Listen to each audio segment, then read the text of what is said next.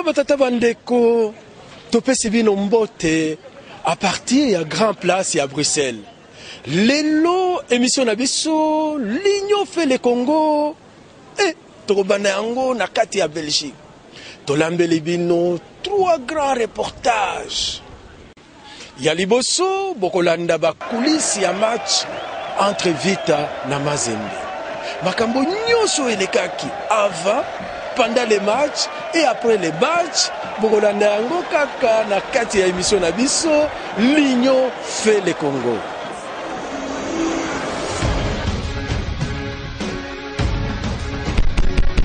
Après Kinshasa, tokobema mbilo na Rome, na place Saint-Pierre. Et Paiwapi, Chubaka, gouverneur ya Sud Kivu, akutanaki na Pape François.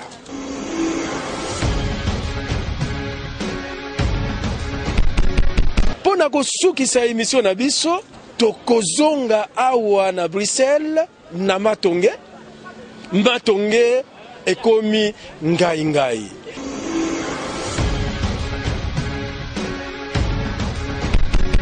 L'Union fait le Congo ya lelo tokobanda na reportage ou tosala ki na Kina Kinshasa et Paiwapi tosala ki na match ya Mazembe na Vita Bokolanda avant et après match. Tozali awa na stade Tata Raphaël ndenge bozo mona oyo eza fanfare. Il y a tout puissant Mazembe.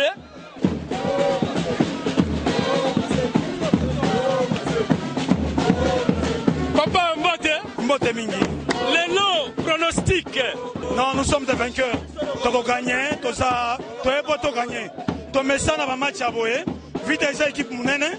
To ça na message kamoko. Mariage et na présentation. Esa ka trebi.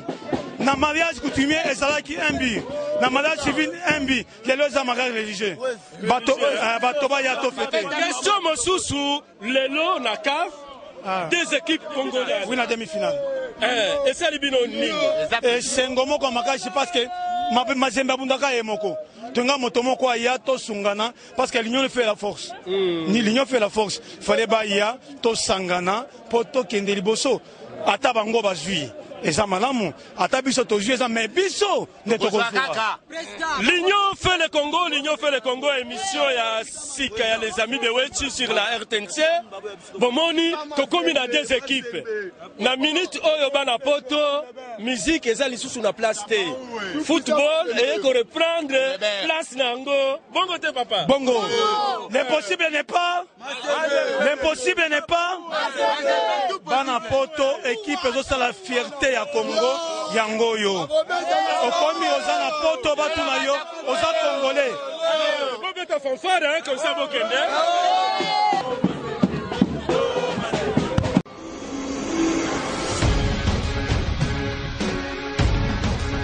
Moi je viens de Paris, na Natala Machikaka. Il y a Vita, na Mazembe. Je suis Vita client à 100%. 100%. Oui. C'est depuis quand Depuis, ça fait 3 semaines Nazali. 3 semaines. Comment vous trouvez Kin? Kin est bon moi changer ma casse quoi. Un message ni de ça va. Message que bon OK, lit o tozo mené, ba misusu bazo mema ona nenga mabe, mais mboka zo tambula bien. Mboka za bien. Makambo zo tambula malamu. Papa Mbote. Bonjour. Pronostic na. Match va pesa pronostic avant. Mais to sengi na bana veya baza la kimia mobulute libangate maite bavanda tranquille ti match aussi la peau on a posé dans demi finale awa. Maintenant question na lingi na poser yo na papa hein? Deux équipes congolaises na demi-finale. Et ça libino nini. Bon, deux équipes na demi-finale les ali esengo mingi. Les ali fierté ya mboka na biso. Football na biso e mati. Bisika nyonso na ba RFI na ba France Inter ba monde entier bazolo la Congo football la Congo ekomi likolo. L'Union fait le Congo ndenge na ibisa kabino. L'Union fait le Congo. Vita Imana Mazembe toza mutumoko. Et puis eloko mosusu to remarquer hein na ba 9 70 ezalaki football. 80-90 musique et dominer le football. Et puis, vous pouvez reprendre. Bon côté, papa. Oui, football est reprendre parce que conscience et côté et puis organisation surtout. Dans l'équipe Vita, na Mazembe, yango mbale se démarquer sur le plan organisation de l'équipe notre mbale, ba président notre mbale, ba vendisi pena organisation à quatre équipes yango on est sali que football na biso et mati.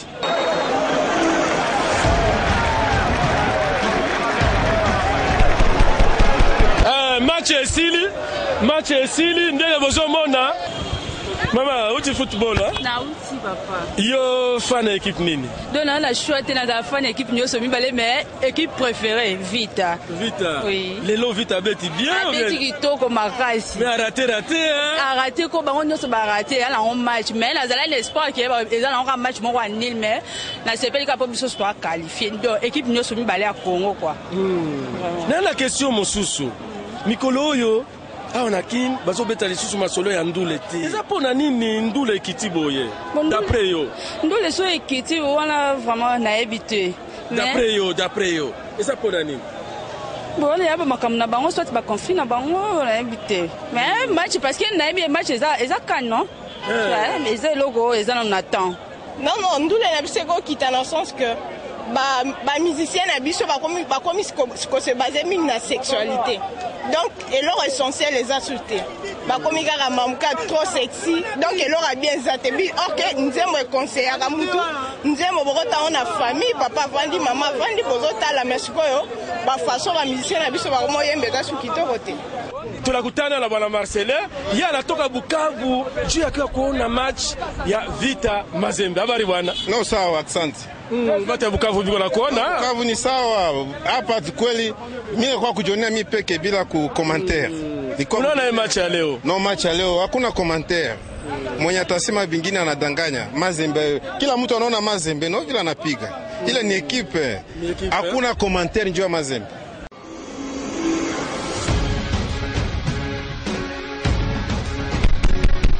Après Kinshasa, tokomema bino na Rome epai ya Pape François. Ye ayambaki gouverneur ya Sud Kivu Marcelin Shishambo oyo tobengaka ye Chubaka. Chubaka azalaki epai ya Pape François. Nyoso ekozala kaka na kati ya émission na biso L'Union fait le Congo.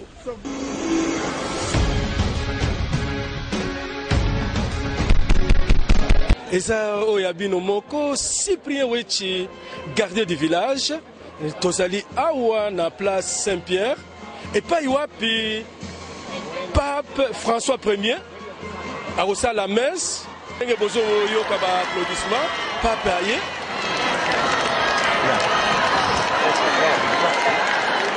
Voilà, c'est bon.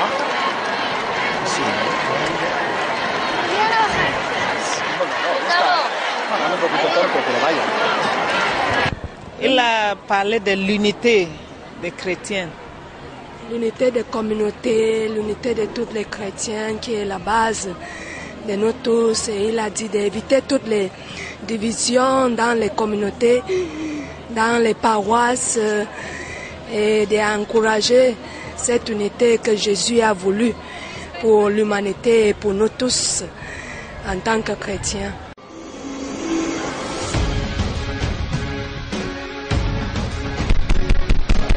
Bon, je n'ai pas encore reçu l'autorisation de dire de quoi nous avons parlé. Nous ferons rapport à l'autorité suprême du pays d'abord. Mais rassurez-vous, nous sommes venus également prier pour la République démocratique du Congo. Et je crois que le peuple congolais a besoin qu'on prie pour lui également. Et ici, c'est un endroit bien indiqué pour ça. Ndenge zala kaka L'Union fait le Congo ya émission ya Cyprien Wechi ekobanda lelo awa na place Saint-Pierre tozali pe toyambi un des grands gouverneurs ya mboka na biso papa Marcelin Shishambo o tobengaka ye Chubaka le bâtisseur tozali awa na place Saint-Pierre tokoloba lingala Swahili ndenge moni mais songa na moni makambo ba Romain basala makambo mususu salama avant mbotama ya Yesu Kristu ngana lobi mais oya biso pourquoi to tonga anarchiquement awa na sima na biso awa bato baomela mai baromain bato batia yango époque romaine oya biso mai Regideso atia il y a 10 ans il y a 15 ans il y a 5 ans omona tosi tobuki batuyo il faut tokanisa to me kozala lokola baromain bazalaka po mboka bonga so time makamsusu awa l'histoire du monde ezali awa te yango balobaka la Rome éternelle makambo esalama na antiquité ezakati lelo biso pe ndambu belge atika na ndambu président Kabila osala il faut garder ça pour l'éternité na otala bâtiment anga na tuni o batonga yango kan balobi non totonga yango na tango ya Mussolini nga lobi oya biso ya Léopold II ekufa déjà pona nini oyo ndambu Mobutu asala ekufa oyo président Kabila osala mikolo oyo mususu bato bao néglige yango atongi balabala entretien zate batongi bandako ya sika entretien zate je me dis attention so qu'on a place à gare bien entretenu mais à 5 mètres de là moi mon boulot bon qu'est-ce qui se passe ndambu sala à gauche à droite dans toute la République il faut apprendre à conserver ce qu'on a construit. Cette place-là est éternelle. So yomoko, là que ça va photo. L'Union, là que ça va photo. L'Union fait le Congo. C'est ce qu'on nous a demandé aujourd'hui, non? L'unité. Mais l'unité dans la reconstruction de ce pays. Il faut que Makamto Sala, et comme a dit 2 ou 3 siècles, ou même 10 siècles, comme na cité romaine. Mais nandenge moko uti koloba namoni neti babatima ba construction ça date de longtemps. Bango mayele oyo bazwa kango wapi? Nzambe mtapesa batu nyonso mayele. Oyebi etika to telemi likolo ya ba pavé, biloko babe yango pavé.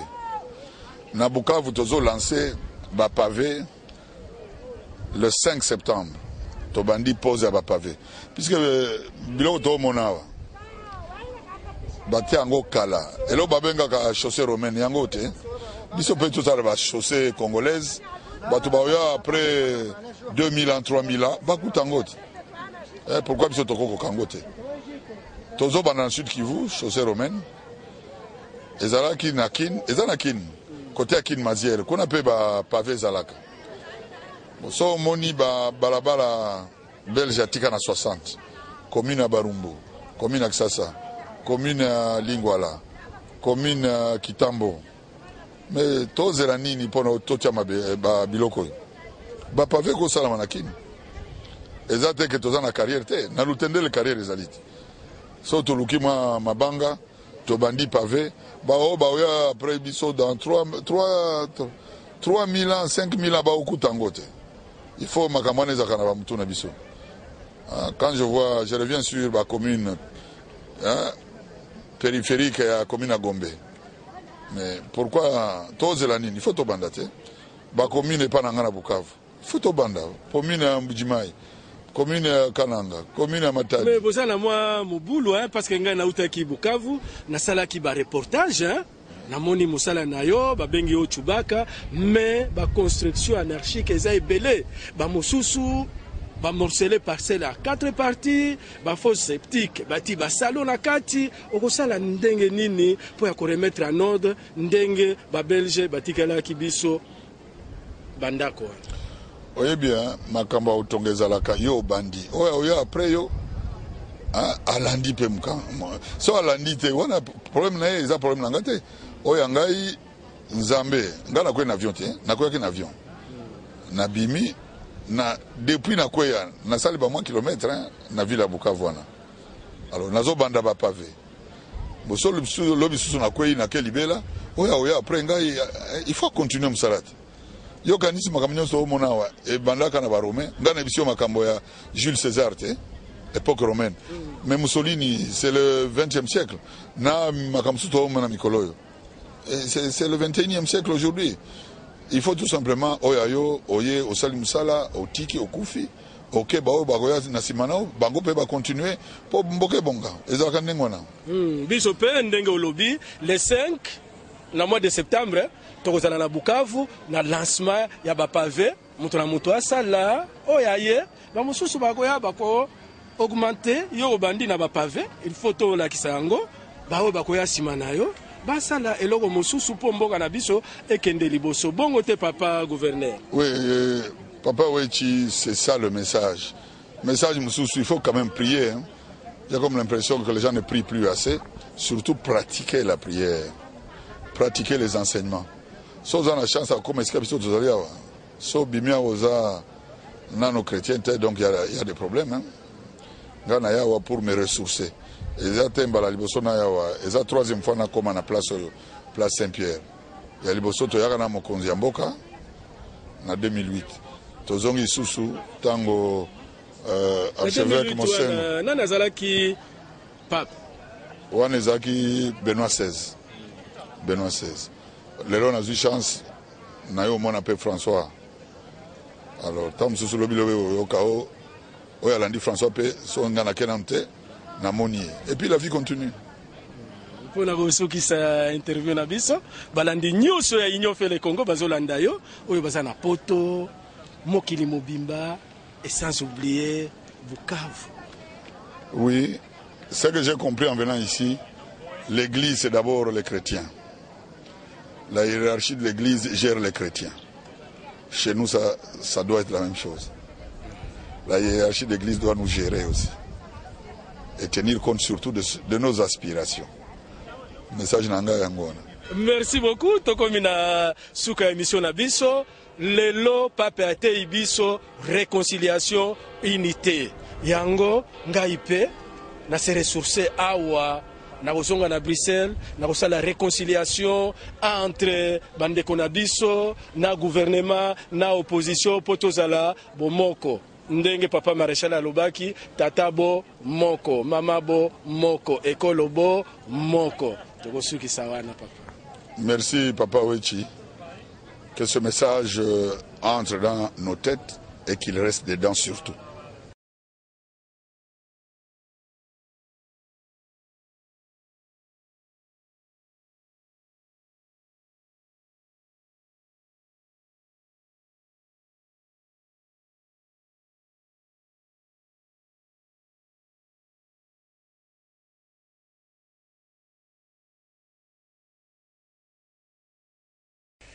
Monsieur Marcelin Tshisambo, vous êtes gouverneur de la province du Sud Kivu, en République démocratique du Congo.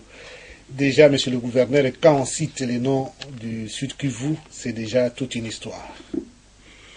Oui, merci Père Jean-Pierre Pochoko. Le Sud Kivu, c'est vraiment une histoire, surtout quand vous revenez à l'ancien Kivu. Nous avons connu dès l'indépendance des problèmes en 60, en 61, 63, 64, avec la rébellion monéliste, 67 avec l'occupation de Bukavu par les mercenaires conduits par Jean Scram,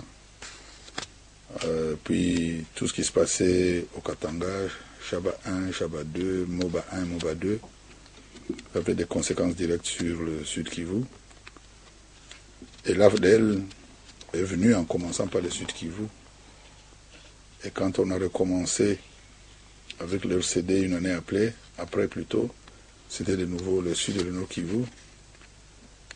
Et heureusement, nous avons, malgré l'épisode de Nkunda Mutebousi en 2004, nous avons pu éviter que les M23 s'installe chez nous, grâce au FRDC, Sud Kivu, qui ont pu chasser ceux qui commençaient la guerre du M23, qui ne s'appelait pas encore M23, et qui se sont retrouvés au Nord Kivu puisqu'ils n'ont pas pu commencer au Sud Kivu. Dieu merci, nous pensons que cette guerre-là est derrière nous. Monsieur le gouverneur, revenons un peu sur cette lueur du retour de la paix. Du point de vue social, on peut dire que la population peut finalement jouir d'abord de la paix et puis aussi du bien-être social. Oui, oui.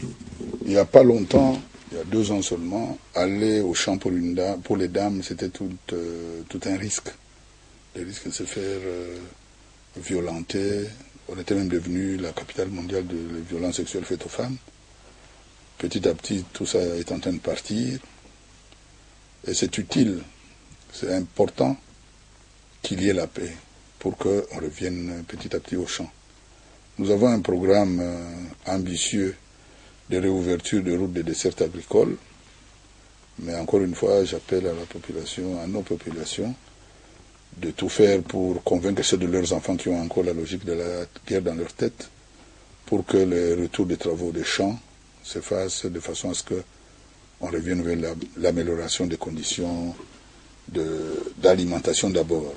Au-delà de ça, nous sommes en train de lancer, grâce au gouvernement, avec plutôt l'aide du gouvernement central, le programme de 1000 écoles par an.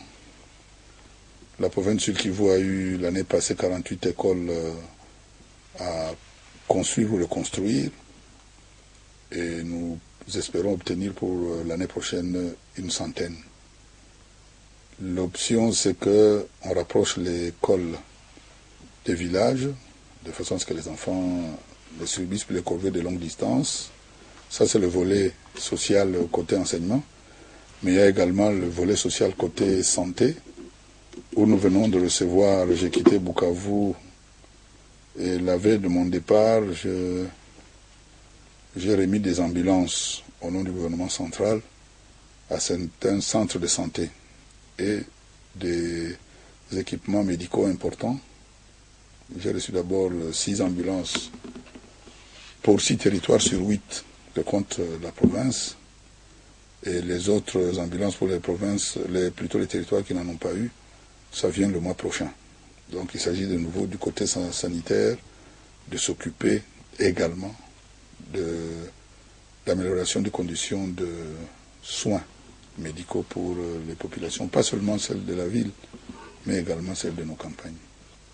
Moi, j'ai de l'espoir que ça ira bien demain. Il y a de l'espoir, vous venez de le dire, monsieur le gouverneur, et vous avez déjà parlé de beaucoup de perspectives d'avenir dans le domaine de l'éducation, dans le domaine de la santé. Est-ce que vous avez encore d'autres perspectives pour l'avenir, pour votre province? Oui, je ne sais pas si c'est sur Radio Vatican que je dois faire cet appel-là, mais il n'y a pas de sécurité sans armée, sans police.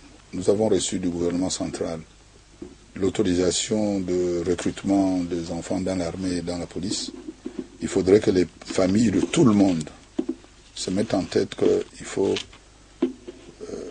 encourager ses propres enfants à aller dans la police et dans l'armée. C'est la meilleure façon d'avoir une armée demain républicaine. Il ne faut pas toujours imaginer que les enfants dans l'armée ou dans la police viendraient toujours de chez les voisins, les familles voisines, non. Nous ne sommes pas encore certains pays qui ont le service militaire obligatoire après la fin des études secondaires. Mais il faudrait qu'on voit à travers l'envoi des enfants dans le recrutement de l'armée ou de la police l'expression des familles qui cherchent la paix puisque leurs enfants ont choisi le métier des armes. Il n'y a pas moyen qu'on ait sécurité demain si on n'a pas intégré dans la tête de tout le monde que la sécurité dépend de nous-mêmes d'abord. Voilà, avec tout ça, c'est de l'espoir et de la foi en même temps. Et M.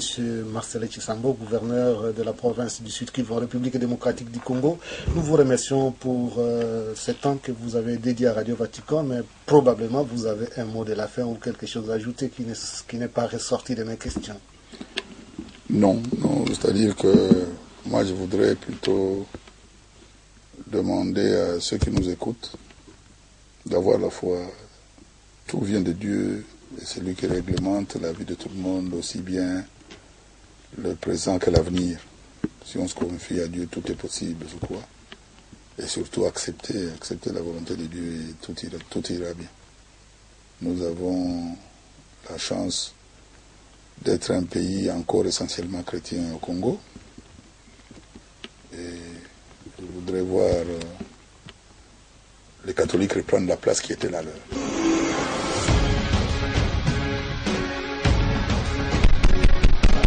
Après Rome, l'Union fait le Congo et comme mabino na Bruxelles. Et pas wapi ba Congolais tozo kokali susu makambo te. Pour bon comprendre ndenge nini to perda ki matonge, il faut to distinguer 3 étapes.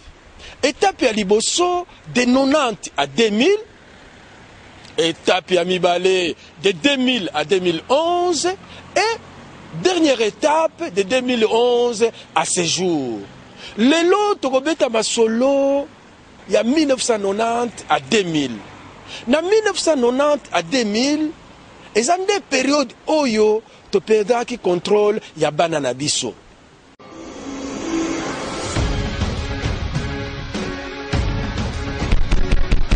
Basengi GSM abija boy ko pesa GSM allez so azo kende pas bima kende moka tie kala na lokolo to basenga ke GSM na ye aboy pesa siko batie kala na lokolo to batie kala na lokolo siko linga kweya siko musa bimisi mbeli pusi mbeli na loboko ti ta bimisi mbeli loboko musa koti sina mkongo musa lakini na simba mbeli koti na mkongo so kati kingo koti se kati nero ya kingo mais ça apparemment ça entre bango ba jeune aussi côté azara jeune à côté oté ai juste pour kata suki na ye azara ba jeune ya oté avec juste kata suki na yo muto alebike na na poka to moza kebele na na tongo na za na tranquillité voilà. Mais balango eso yo yebi bano basala ba désordre ngwa momoni bango kolonyo so to yebi bango ti ka balo to boto mona ba kolonyo so mais bino attaque ba parents aussi mais lo ni bosala ka parce que moi bana na bino boboti mais bazo sala ba désordre bazo teka banga ka awa tout ça mais bino bosala ni maman tu vas to ça so police ça lo to ça ni biso to ça ni na niveau ndako mwana na yo lobi bazongela yo babalukela yo o azana boutique lobi ba buki magasin na yo bakolona uti na ndako bo ko ça ni car ba ndo ko système ka bo policier. Mais bon, sur la police, pour le mec, parce que moi, je suis tout à fait africain, peut-être on a un peu peur de bana, mais bino peut-être ah on a habité na basta social. Mais nani yakiti, ba nani bourgmestre yemo ya kitaki awati. Basole ba mama suzana ba ba mango ya koloba kamera gal. Vraiment, eza mawa mingi na biloko ezo salama quoi. Tout ça déjà ba tata mso yo mais la moi bière na ya wakimi makena na ndaku, aya ba betier. Eza malamu te ngai rigo montana na lo bango quoi. Na sepelité. Est-ce que ça ban entre bango ce que ba mo bomala. Donc c'est un peu ça ban bazo bomba ba parents bango bazap. Na police azap, tribunal. Bano bako de bako cha des ordres de la société. Ozo monde ba commerçant ba ali asko musale kufi. Eza malamu te. Au lobby a ba parents na mon lieu posa parents aussi aux na bana aux na moi sipé mais au lobby a ba agresser ba mikolo mais bino ba mikolo mais pourquoi vous réagissez ça raté est-ce pourquoi vous tika ba leng na bino ba agresser bino tout tika bango parce que bango baza belé ba mikolo bazali belé pe bazali belé mais baza ko banga ozomona ezali kamo fo ba mikolo to yokana baza police aye wana baza belé mo so bango yaté de biso be mikolo fo to zali belé pour to meka ko arranger likamba bano biso to ba tata to boti bango ba ko dominer biso te mato yele ka mutu te vraiment eza mawa mingi faut solution za ma po ba mingi de ba okufa musunga lokola nga na yeko mela moi jina nga pona kima kela bana ndao na okuta ba embouteillage boy eza malamu te donc journaliste vraiment likambo comme ya solo quoi. Merci beaucoup. Allô mais maman Jackie Sarada bana yo zalaki au moni scène wana il est vraiment kuna sika babundaki nazalaki te ngana uti boye na uti ngana mero no na simana ngai sikola na komi na kono kaka makelele sikola nini yango na pusali muke na moni bato bakomo kitisa ba voler sikola na ye na telemi wana na moni sikola mona ngo azoya tango akoinga na bangi kaka seki yende muto azoya na mbeli tango na yeko tela bo na baluki sikola na tali na moni makila police pantalon na yenyo sotu na makila police na moni akwei ngabi papa telema ko telema te papa ko telema te sikola telemi aye lisusu akomi na kwa wana na biko telema te asali makasa telemi kaka simbili bumu tango akomi wana kwei ngabi papa ko telema te vanda na vandi aumeli wana va place ya mais ezali entre bango eza bango na bango ou alors oui bato muindu biso boko na biso bato muindu ali ba jeno bayaka biso ba jeno ba ko traîner bazaki misatu bati mango ba ko ba biso ba kimi na bango kuna ya tikali wana ti manono aye alinge écharpe ba tie na mutu frère aye ba kitisi pantalon tinenge police eko ya mais oyebi mwana ngo te hein biete. Merci maman. Non maman c'est matin muke maman voilà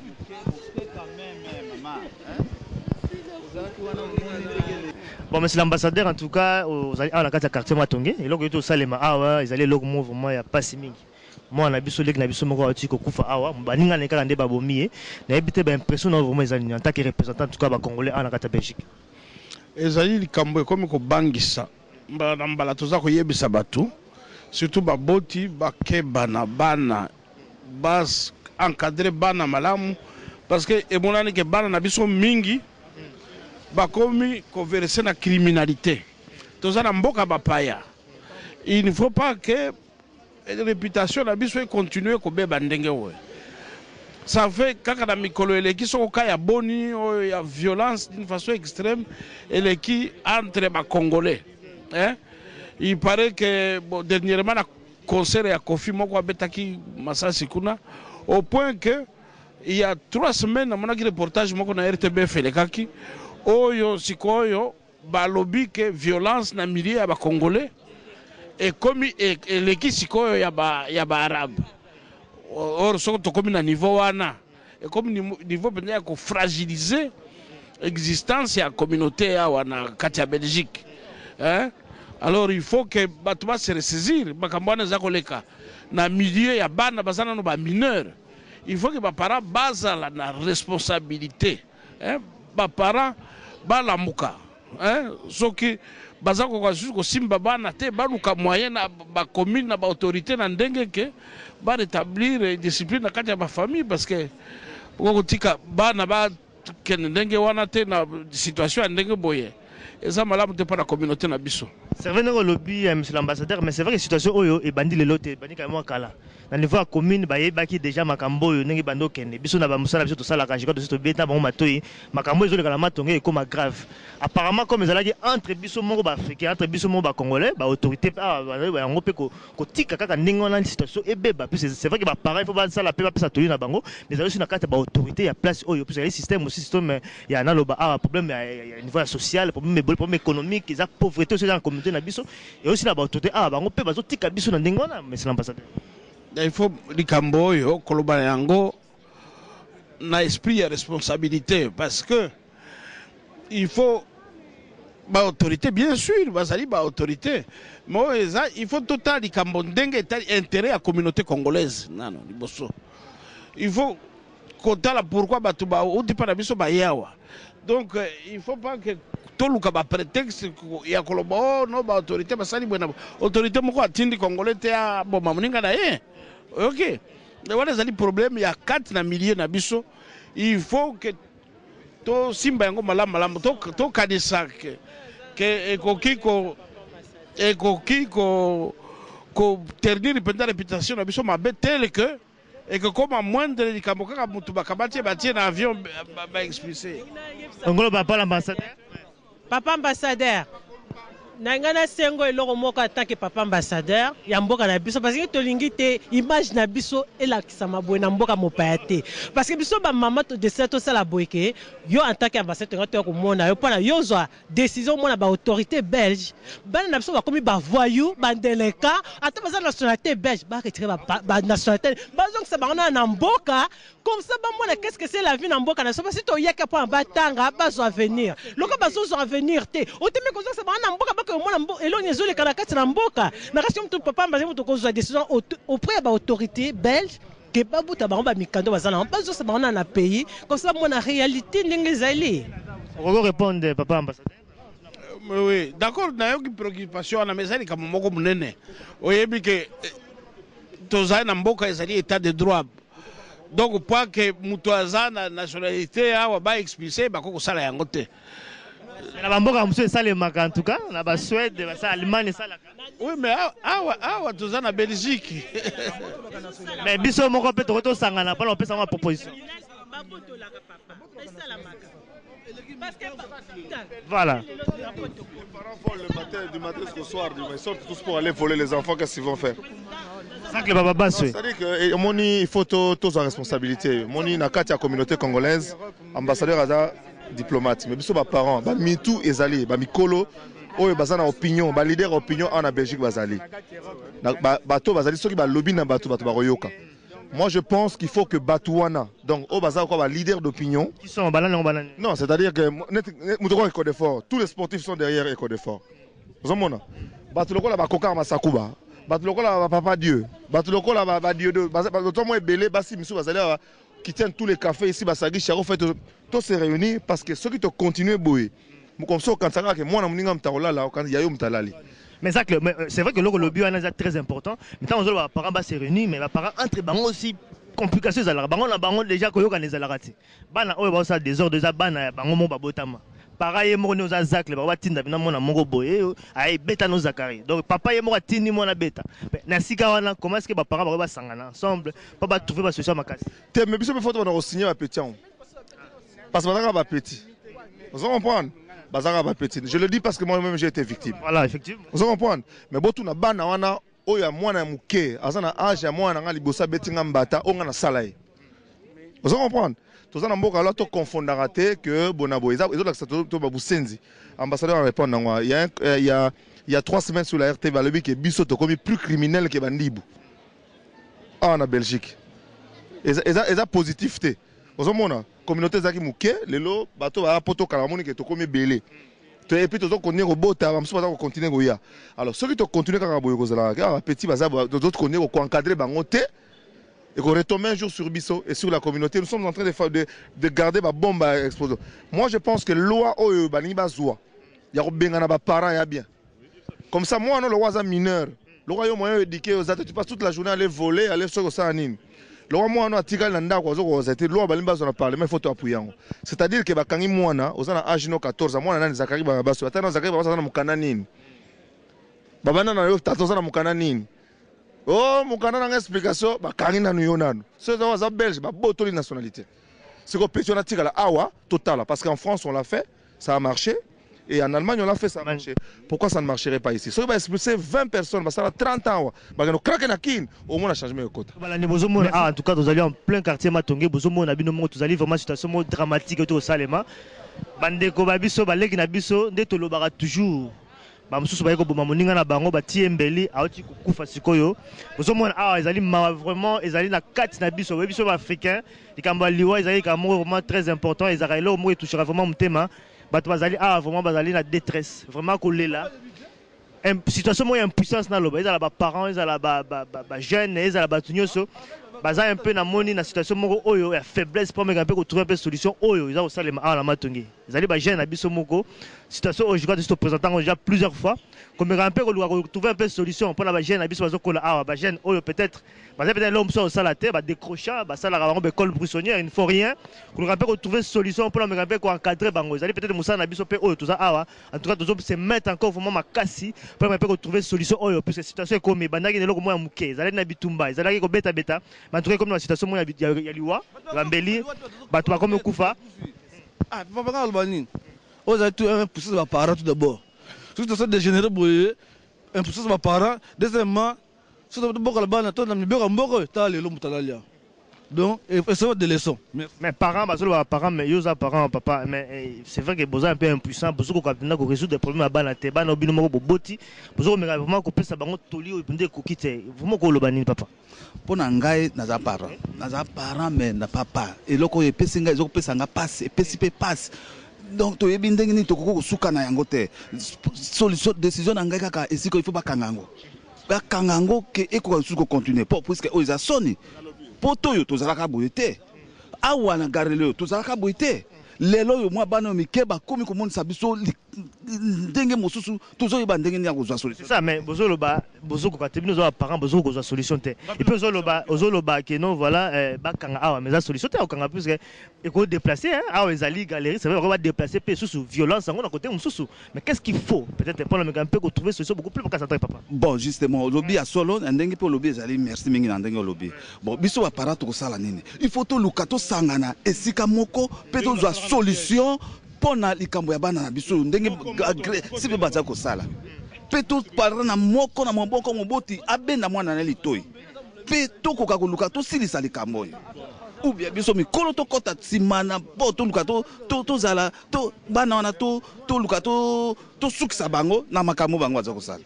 Oui, papa na ligne na baksa na likambo oyo eza entreprise il y a des gens ba uti musika ba ya awa pona retrouvailles c'est mon mbula ebele bakutani te bako kanga place te pona bana wana bana oyo ezali likambo ya police il faut suivre bango tant ba monique faut ba tata gendarmerie na kati ya galerie bako ko tata bureau ya gendarmerie des propositions là c'est ça ozomona pour moi na moko te akoki ko kimisa ba tata nyoso awa to ça dia ba tata bango âge na tango bako ko kende classe ou bien comment ekozala informateur akozala wa tango bamoni bango na poto telefone yali bakobenga ke tomoni bana mibale batelemi awa tozomona eloko bazosala te bakoya kozwa bango bakende kotuna bango na gendarmerie eloko nini oyo bango boye kosala ana ero baninga bake classe oza komona oyo eza entreprise monene bato bazouta mboka na mboka bakokutana awa siko bakanga bato mosusu bakosuka awa bamosusu balelaka awa mutu mosusu commerce ezali awa voilà ozomona donc eza eloko moko police il faut ayeba informateur faut azala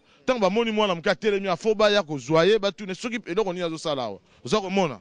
C'est très triste que likambo est passé na miso na biso. Je suis très fort ému que l'État belge a rendre biso musala moko mabe. Soki boke pas juge de la jeunesse akope se garde na bana na mwasi mwasi akotika bana déjà na maboko ya juge de la jeunesse akotika bana na kati ya barakete makambo ebele à 7h ici en plein midi na ye kotika mbongo na ngai po nakenda natinda ngo papa ndeko na ngai na Kinshasa bazo bela et puis na Kine Express et bana bazo bunda livre biso mutu moko zo intervenir à 7h ici na midi et puis bana il faut baza na kati ya classe bana babomani na miso bateau et puis même l'État besoin intervenir te papa nyonso ya Belgique bazali de saisir na kati ya droit na bango basi na bango bakenda libanda basi bakenda kotambola kindumba ngo ezo tinda kaka bango batina ba ngombongo na Zaire mikolo nyonso bito moni pas c'est longtemps que to comme na foule na zozo recevoir bana ba pesi bango ba no bazo mela makambo bele ba droguer ba na juge to na ba moyen azata mukete ceux qui nzambe pe azo yo quand même bon monsieur la presse. Merci beaucoup. Na banzi bien que na lobaki mbala liboso mais les cas kinga moment. Mais c'est vrai, obi olobi vraiment mingi. Na bana makambo olobi za makambo ya solo olobi na noter eloko moko olobi a on a poto ba juge ba kamataka juge la jeunesse saisir biso makambo nyonso mais apparemment c'est là non mais bino za ba papa te mais apparemment pourquoi est-ce que comme ceux qui moi azali na fulu bon toya lokolo toya na kati ya poubelle pour ordre des akate awa mwana na yo atika na mwasi aza na droit mwana pa kimi mwasi moyen zalité ya ko terminer mais kamongo toya na colère moko mabe soki ba mama baza ko yoka biso même moto aki chassa soki ali ko tina mwana ye atine na loja atine na kananga atine na atine ni na potongo ezali poubelle bana bazali bazo tanga te bazo kene pe musala te bana yande ya ba marocain bana baza concerter chaque vendredi na kati église na bango bana morale bana langage bana coutume ya biso la merci au monde bango noir bana lisuste. Je m'excuse beaucoup mais peut-être yo en tant que papa en tant que parent pona yo so yo solution pona makambo ezo leka pona bana awa solution ce que moi na lien ko ya na poto tinde na Afrique du Sud tinde ye na côté on bazana no awa nanu qu'est-ce qu'il faut saliawa baluka moyen ba se concerter chaque fois na kati ya famille ba landaka pas ba socialité ba l'équipe mingi ba séparatiste o tozomona na poto koma na soni to sali le poste biso atu mwindu to zesu na valeur na poto te soki pona nga kaka soki bakangi mutu nengo na ba reflet na kisasa ba boto d'identité ozala belge ozala congolais ozala nini ba reflet kaka comme ça ki banditisme zo sama na poto sila Pendant que le maman, mais oui, le mingi baloba babi bana ndenge ba sala boza aussi responsabilité bino ba maman bino ba para bozo ko éduquer bana bino makasite bino ba maman botika bana ka ndenge wana bolanda peut-être classe na bango te bosundola bango mais bino pe oza responsabilité maman eza likambo ya irresponsabilité te ezali kaka ndenge ya bana balingi komema poto ozo comprendre balingi batambisa poto na ndenge na bango eza ndenge na te bapara bazosala tout mais bana bazoyokela bapara te na kati ya bandako bana bazobeta bapara na bango soki omeki koloba na mona ke na polisi ake kofunda ke pa basisa ake kofunda babotoli ye akomona ba juge tala kaka yo paro koloba nini oza na mwa koloba te sikonde l'État mutu a décidé mwana ndenge wana okangi refoule bazongisa bango na mboka bakende kosufri kuna bakufa na banzala comme ça ekosala bien ki banditisme ekosila même soko zali belge pona nga suku to babota na ki belge yango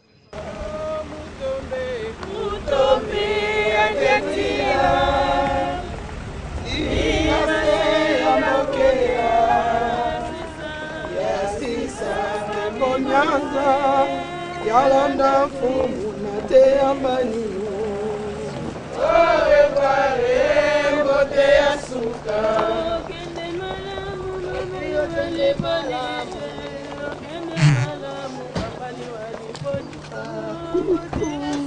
papi okene malamu malamu. Au revoir, au revoir.